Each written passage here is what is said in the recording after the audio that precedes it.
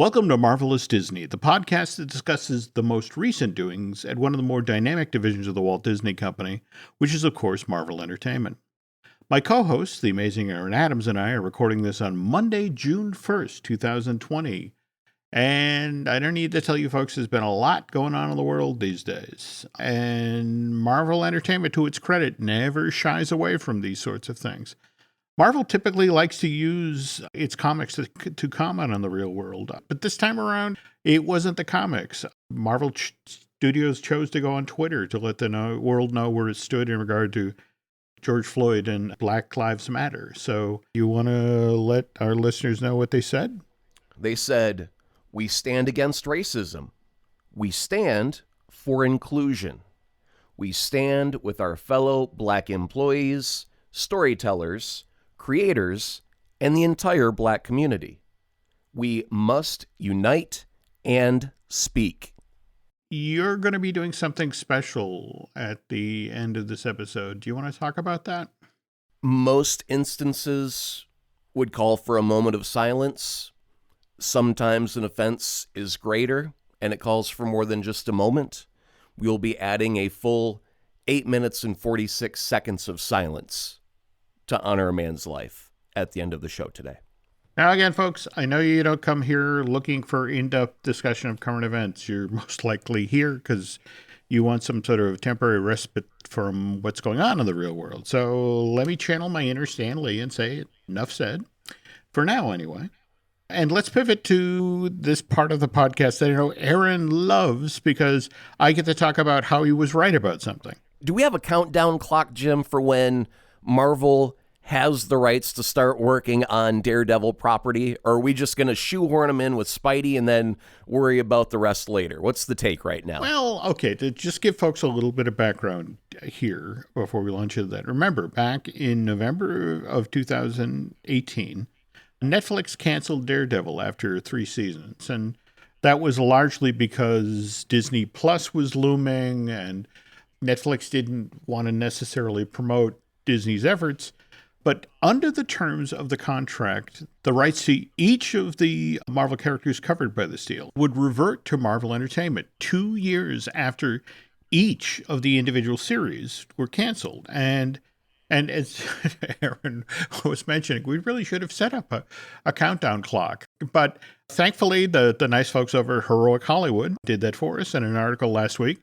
They pointed out that it's now been 19 months since Daredevil was canceled by Netflix, which means that the television rights to this comic book character revert to Marvel in just 5 months' time. That would be November of this year. Now, what's significant about that is the third Spider-Man movie, Home Something. I think you were the one, Aaron, who was floating Home Run, I believe. No, Work From Home. I was saying it was. I was going to say because of COVID, it was going to be Spider-Man Work From Home. I wish I had that one in the pool. Well, anyway, according to Tom Holland, that's still on track to start shooting in July of this year. But as Aaron mentioned, COVID-19 has kind of complicated that situation. But when production of this John Watts movie is supposed to wrap, which is November of this year. And if you remember how Spider-Man Far From Home ended, you had J. Jonah Jameson on his dailybugle.com publicly outing Peter Parker as Spidey. Well, supposedly over the course of this movie, Peter's life gets very complicated to the point that Aunt May decides that she needs to hire an attorney. And which lawyer does she get for her nephew? Peter's attorney is supposedly Matt Murdock. So if that actually does manage to go forward, and remember, there's a lot of really carefully planned story arcs that Marvel Cinematic Universe had set up that were thrown for a loop by, the coronavirus. Although that could work out in our favor, right? Mm-hmm. Because if time had marched on the way it intended, mm-hmm. Black Widow would be in the rearview mirror by now, right? It would. So maybe because everything is slowed down, mm-hmm. it gives time for the Defenders to catch up mm-hmm. contractually so that when they start writing the rest of the MCU again, mm-hmm.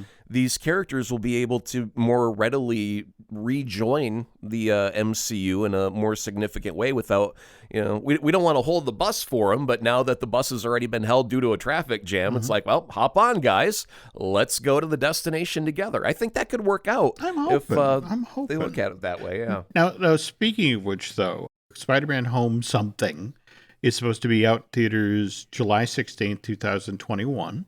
How about homeschool? Can we call it Spider-Man Homeschool?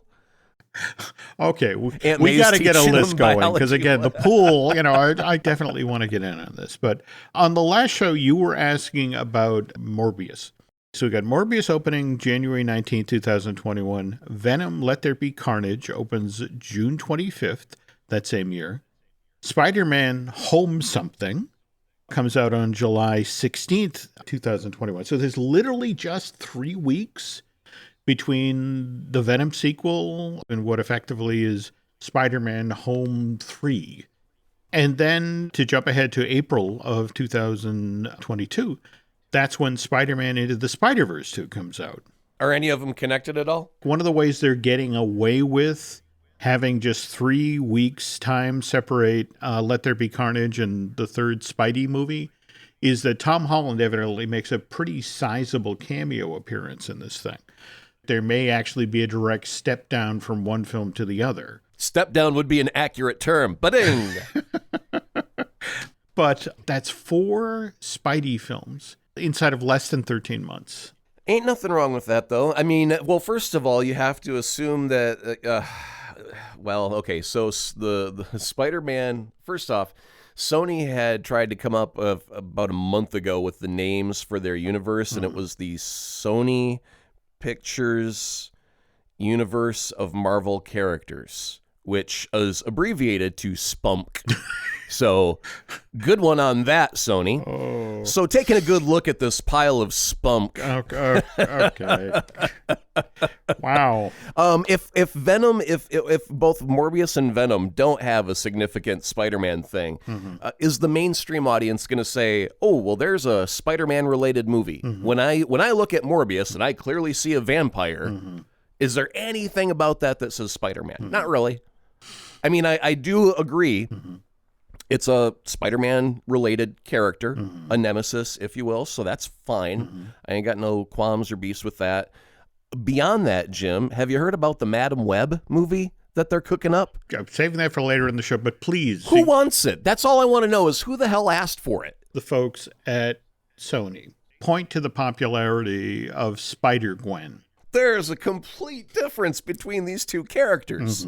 That's like saying, my wife likes plants, and therefore I point to Swamp Thing and say, adopt a monster from the swamp, and that's supposed to work? Again, as it's been explained to me, they have a script in-house for Madam Web that kind of blew everybody's mind. And evidently it's so strong, they actually offered it to Charlize Theron and Amy Adams. You have to remember we are now in the post Joaquin Phoenix Joker era, where when somebody says we have a superhero movie, it's like, ooh, you mean like could win Best Actor or Best Picture?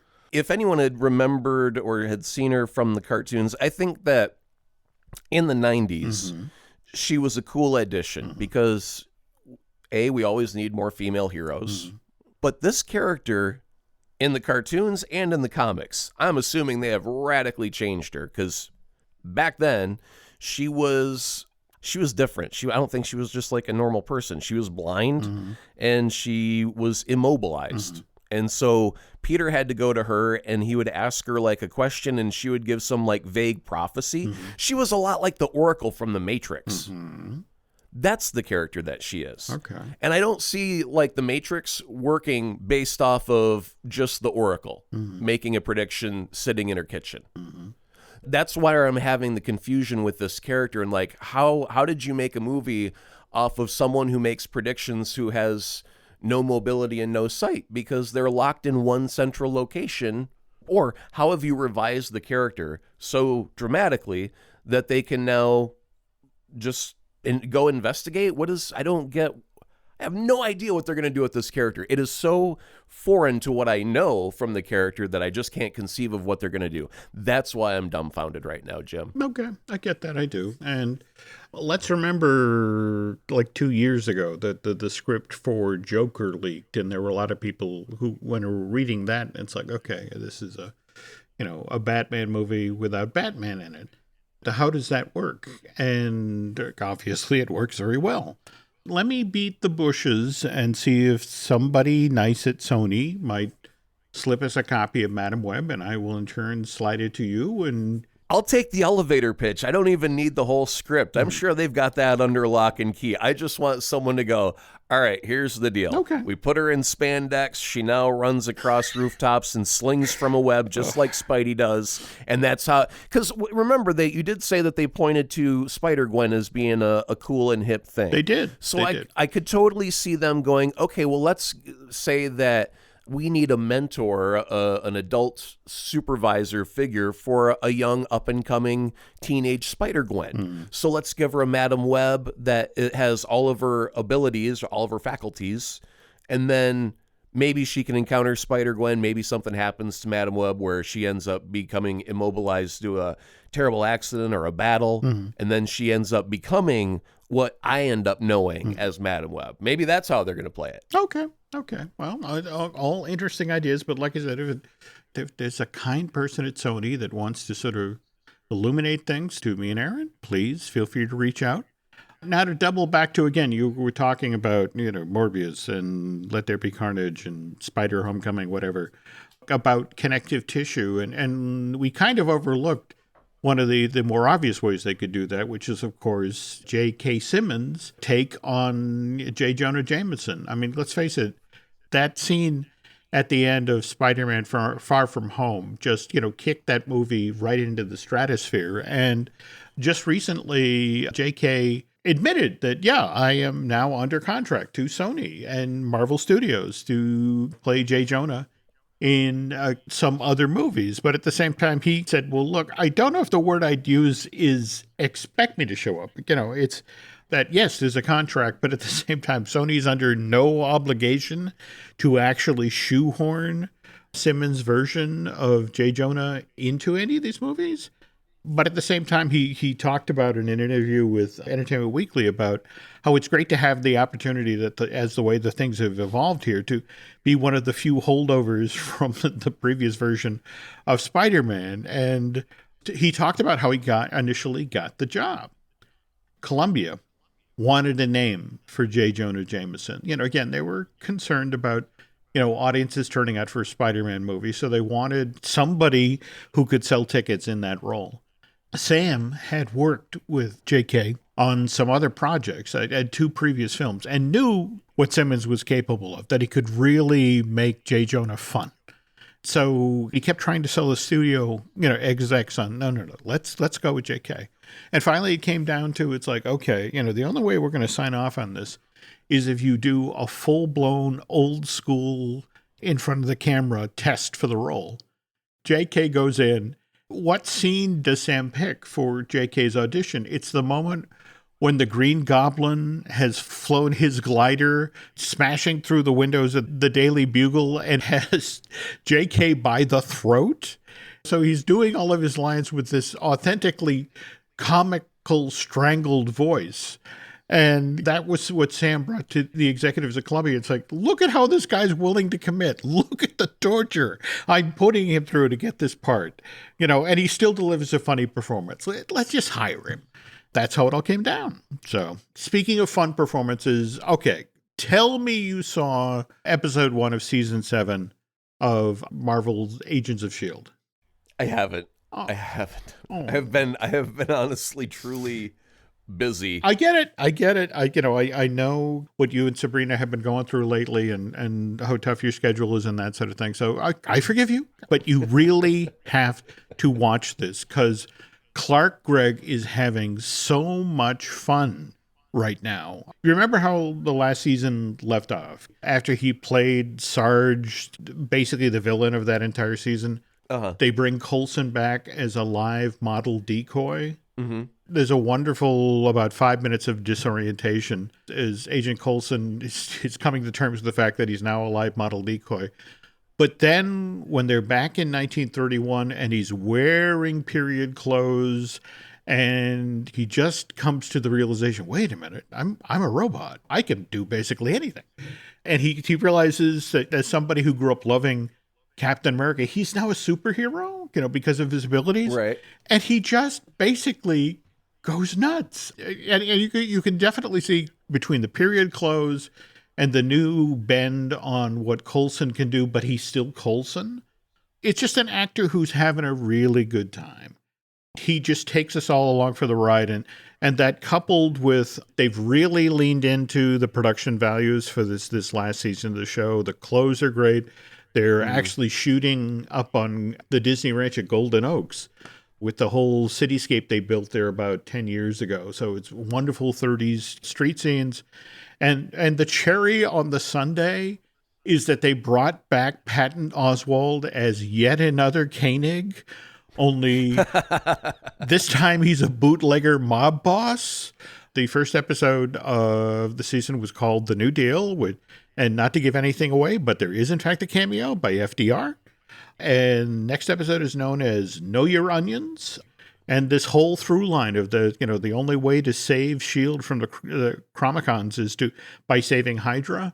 It looks like it's going to be a fun ride. It looks like it's going to be a great way to cap off the show. Am I going to have to redo my timeline significantly for chronological MCU here in a minute? I have the uneasy feeling that we're jumping to another period because I want to say the third episode, I think it's called Commie Aliens from Space. Oh, so that sounds like 50s, right? Yeah.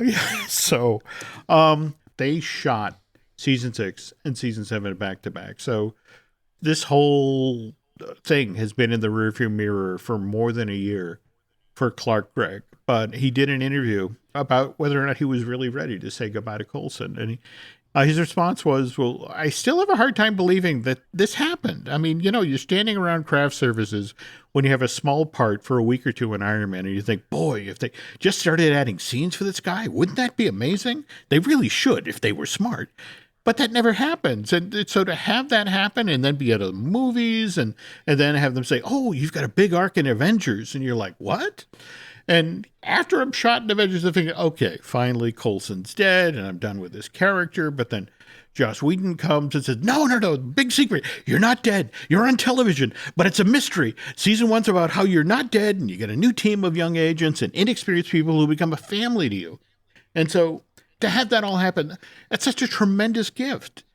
And then to be able to have this be a local production with crews at home, which means I get to see my daughter after school every day, not be shooting in another state, but in Culver City.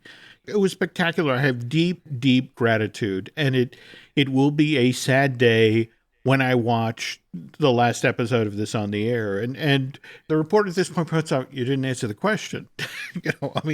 Are you ready to say goodbye to Coulson? And Greg decides to have some fun with the guy and says, well, this seems like a good time to announce that I don't really know. Look, I'm sorry, that was a little bit quarantine sadism. I don't know anything. It's hard for me to imagine a scenario where I'd say, nope, I'm too busy to put on whatever the latest version of the suit is and go play Phil Coulson.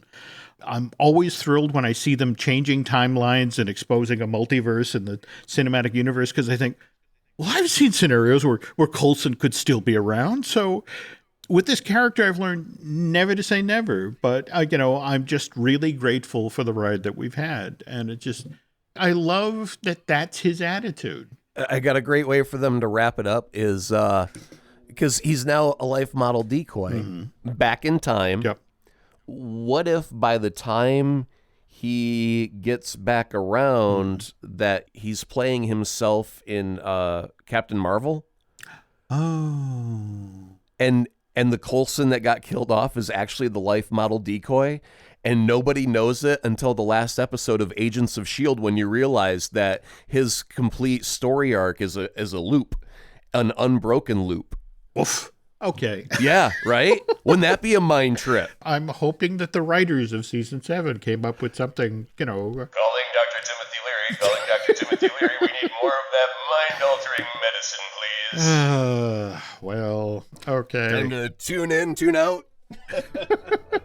All right. Speaking of altering, when we get back from this break, we'll be altering the topic a bit. We're going to talk a little bit more about Marvel Superhero Island at Universal's Islands of Adventure.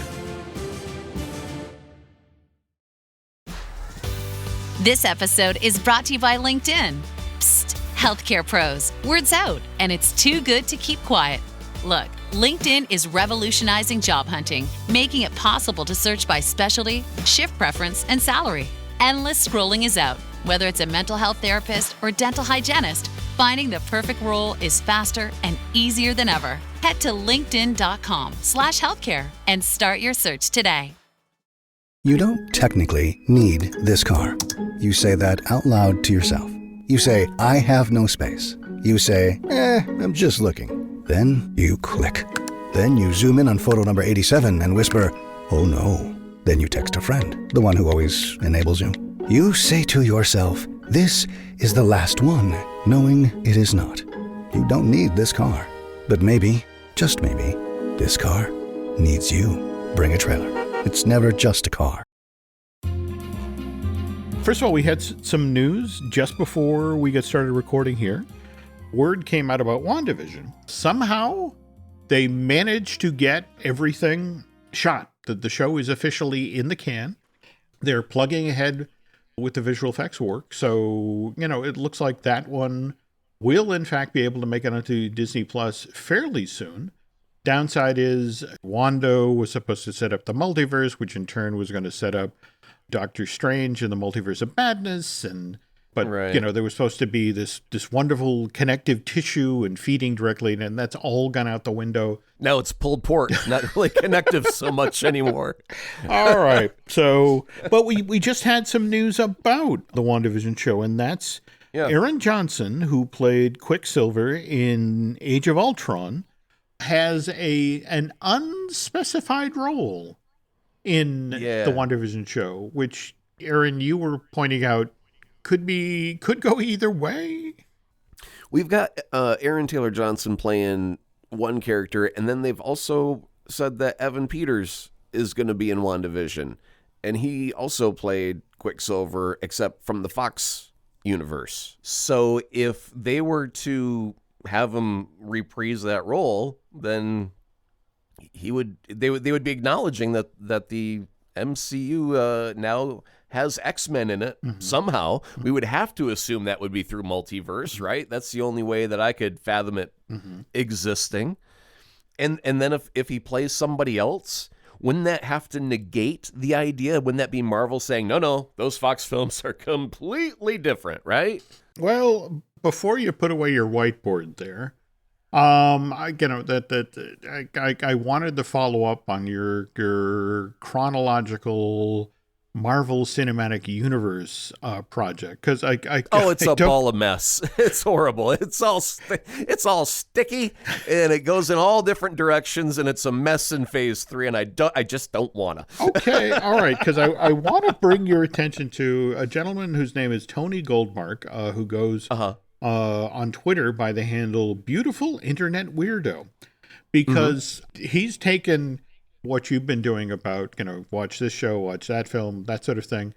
And he's going down to almost the subatomic level with the idea that he's talking about which individual scenes you should watch in what order to get. Yeah. So that starts off the MCU with Thor, the original Thor, because you spend the introduction of Asgard, gives you a little recap of Odin, All-Father.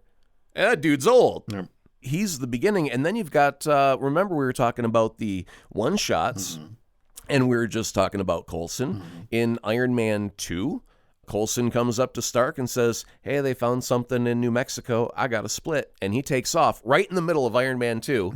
Then you can play the one-shot, and that's Coulson driving across the desert that is entitled Something Funny Happened on the Way to Thor's Hammer.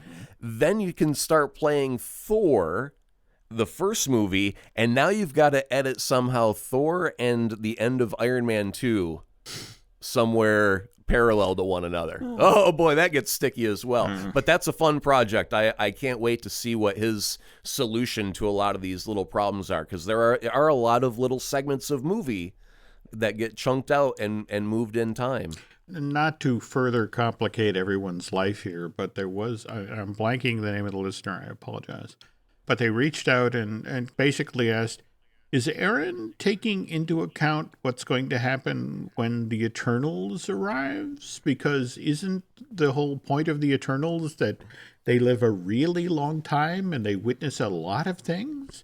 Yeah, because that's going to be like one movie's going to supposed to span like 10,000 or 100,000 years or something. So that's awesome. That will then predate the Odin's Son intro we had with Thor, which is a new addition to the timeline. And somehow we'll have to end it after Endgame or after Spider-Man Homecoming. So that's going to be one story that is chopped up into a billion little pieces and spread out over a long time. Yeah, it's going to be very interesting how malleable the MCU has become with that film. All right, folks. So this is a work in progress, and we will try to get Aaron Tony Goldmark, because again, he is just starting on this as well. So maybe I've actually got a rough cut of what he did from, I can't remember when I left off, but it was well before we got to Infinity War. Wow. But I did have like the entire, exactly what he's doing scene by scene by scene. And you'll notice last time we met face to face, I had thinning hair. That was part of that project. Or result, whatever, Now, side effect. Speaking of projects, folks, I want to apologize. On our last show, we were talking about Marvel Superhero Island, and that I had gone there over the last couple of years or so and taken all sorts of photos of the Marvel characters that were there, with the idea that with your help, we'd be able to put together a definitive guide of which characters were in fact in this master licensing agreement.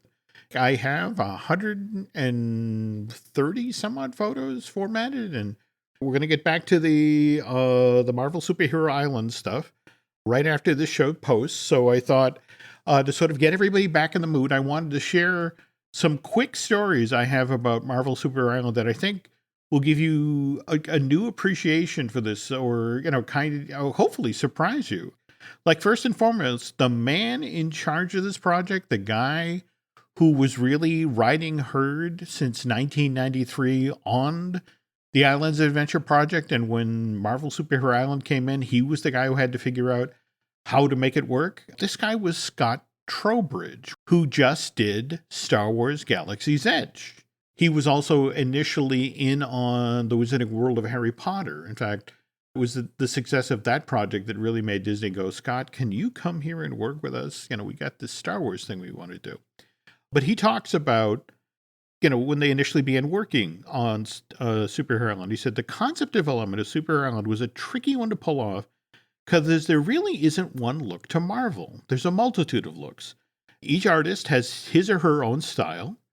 Gene Nolman, the art director on this island, spent a significant amount of time looking at things like color palette, scale, the interplay of things like super graphics, the larger characters on the island, and the building signage to try to represent three-dimensionally what had always been two-dimensionally.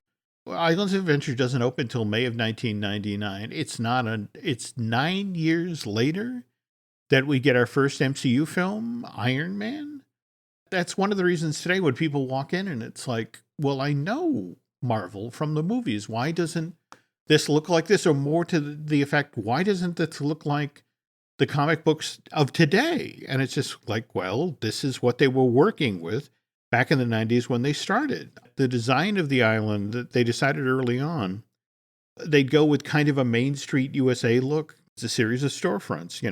They mind you, they all have generic names, like the bank literally says bank. Instead of ignoring all of the artists, if they would have embraced them, can you imagine a Jack Kirby lane where it's a little MC Escher, like the lines aren't perfectly at 90 degrees and it gives you kind of a off-kilter kind of feel?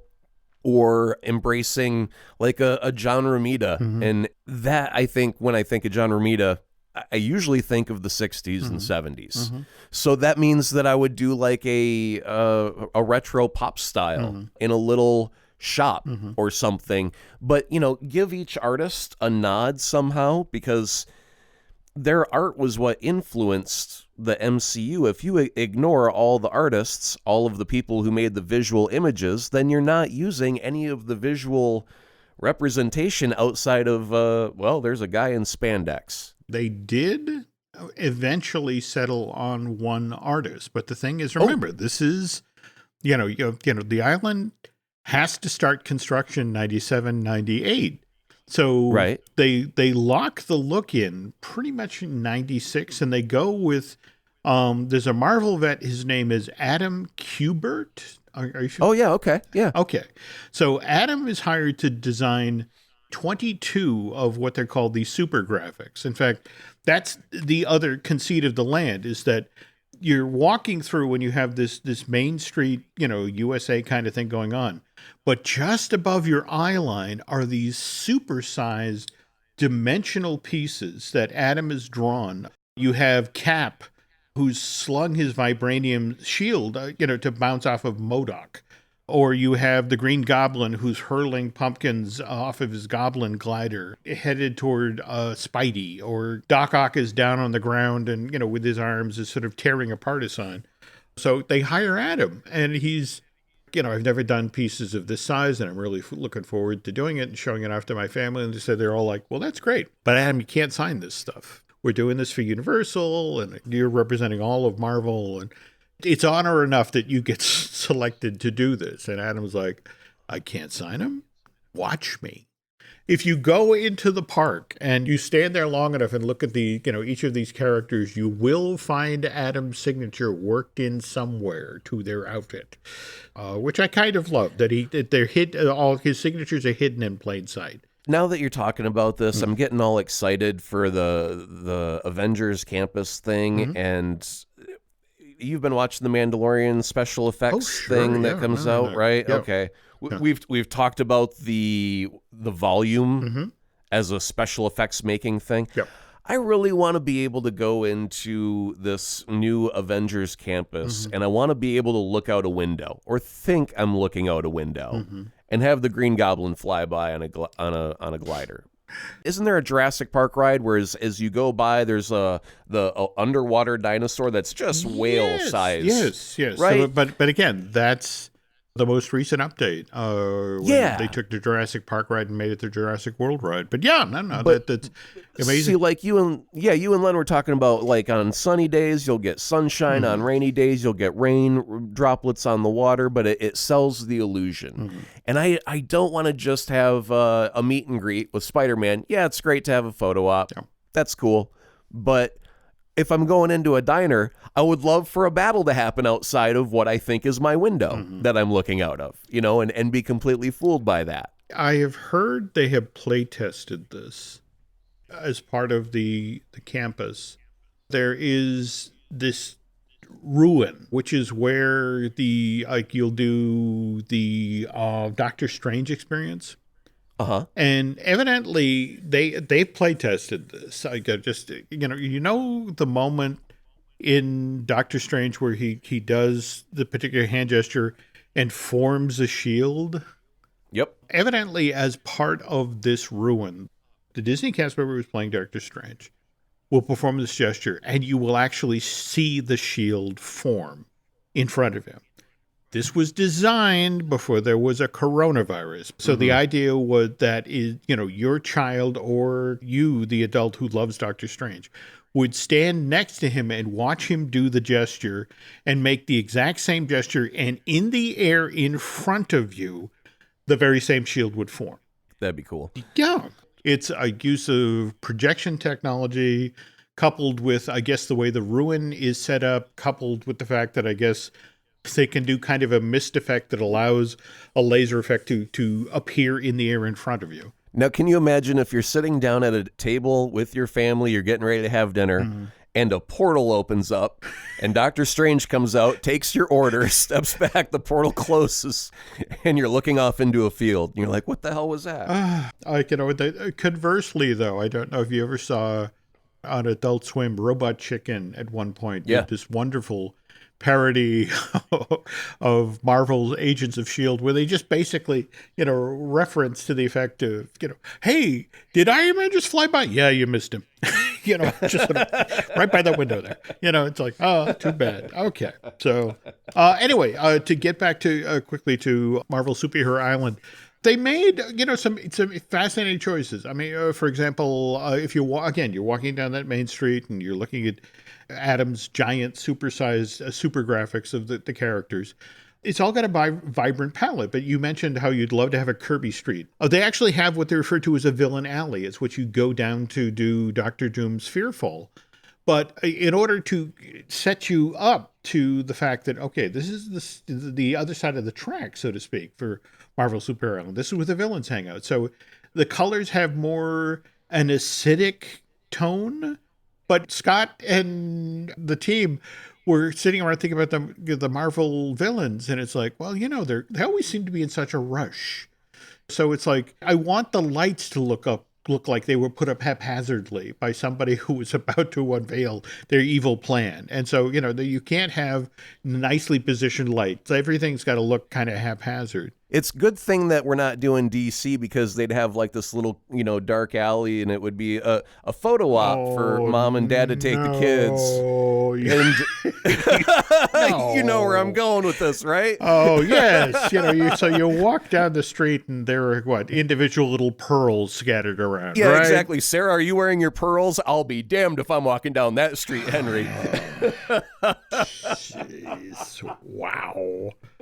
My mother is Martha, too. Yeah, exactly. We had to do the Martha joke. Thank you, Jim. All Thank right. you. Okay. So anyway, obviously, again, back to Marvel Superhero, as you come off of the main drag, the port of entry at the park, and you make the left to the first thing you see, of course, is, the Hulk coaster. But Scott really was of two minds. He said, we wanted the Hulk to be a major part of the island, not just because of the comics, but also the TV series from the 1970s. And what do we do with the Hulk? He's an icon of Marvel. He's this great character, but he's raw energy. He's all these, primal feelings. And we wanted to deliver on that idea. And that's why we decided, well, it's got to be a roller coaster, because it fits the park. It delivers on the Hulk myth. And there's absolutely nothing intellectual about it. The balancing act was that they wanted the Hulk to be one of the icons of the park, but at the same time, they didn't want the ride to dominate the park. They didn't want people to think of this as the islands of Hulk coasters. So it was this, weird balancing act that was going on. And I know we didn't talk about the amazing Spider-Man ride, folks, but we'll save that for another show, because, right now we'll be putting up those photos. And again, if you can help us, part of the problem is you'll have like Iron Man on the side of a building, but then you'll have Iron Man inside of a restaurant as a piece of art in there, or you'll have him in a merch thing. And I began to realize it's like, really, I don't want to waste people's time. So it's pulling the more obvious ones out of the pile. There are things, on the other hand, here where characters I can't even begin to identify. And some of that is because it's the early 90s, sometimes the 80s and the 70s take on the characters. And it's just sort of like, who am I looking at here? But until that's getting going, got to remember there are other podcasts to listen to here in the Jim Hill Media Podcast Network. We've got Disney Dish with Len Testa. We've got Fine Tuning with Drew Taylor. We've got Looking at Lucasfilm with Dan Z. Universal Joint with Dustin Fuse. And I Want That with Shelley Valladolid. If you head over to iTunes and rate and recommend this show. If you get over to Bandcamp and subscribe, if you want to keep tabs on what we're up to. And again, that's where these photos are going to start going up. We'll be doing it on Twitter and Instagram, and that's under Jim Hill Media. Then over on Facebook, it's Jim Hill Media News. And now, folks, we'd like to close out today's show by honoring the memory of George Floyd by providing you with 8 minutes and 46 seconds of silence.